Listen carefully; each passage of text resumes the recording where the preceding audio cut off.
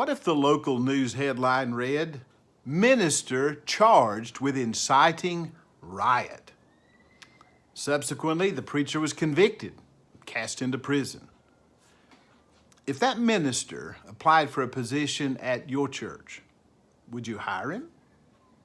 Surely no respectable church would consider such a fellow. Well, then a criminal by the name of the Apostle Paul could not serve at your church. That preacher was a jailbird.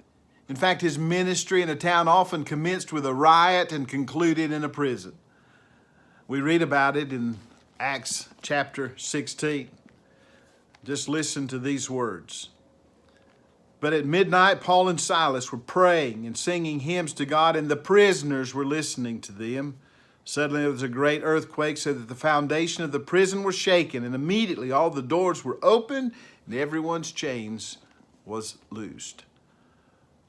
Folks, Christ came into this world with a life of love to share. The world's response was to nail him to a cross. He warned his followers that the servant is not greater than his master. Jesus was a polarizing figure who disturbed those slumbering in sin. That is the mark of his followers. Paul certainly fit the bill. The servant of God is always concerned with the applause of heaven and not the approval of humans. The fact that many will spurn the message does not mean that we do not speak the message nevertheless. Some will believe and be saved. And in this 16th chapter of Acts, we see a poor young girl that has been held in the grip of demonic power.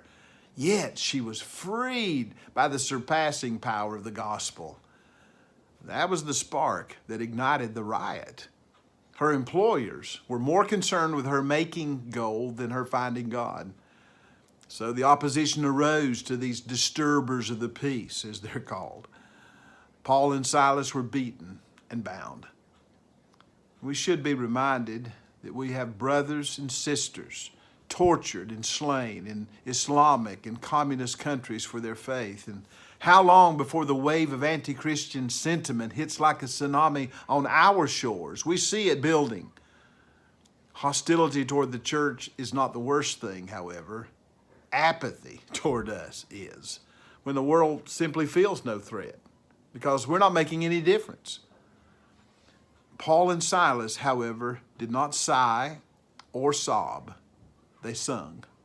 They started the first cell group and had a captive audience. Instead of whining, they were worshiping. They really believed that all things work together for good to those who love God. Nothing is by accident in the believer's life, but by appointment. The adversity may well open the door of opportunity. God is in the business of shaking things up. He surely did at Philippi. The devil builds his little playhouses. God delights to tear them down. When the jailer, who had so mistreated them, was about to kill himself, we would have understood had the missionaries cheered him on, or at least stood back and led him. But you know what Paul and Silas did? They chose to intervene instead. Love compels us to forgive and bless even those who are our enemies. Then that darkest night gave way to the brightest day. That was not only true for the preachers who were freed from their stocks, but the jailer and his family who were freed from their sins. Midnight had found the missionaries singing in bonds, and morning found them shouting at breakfast. Oh, how quickly God can turn things around. What must I do to be lost? Nothing.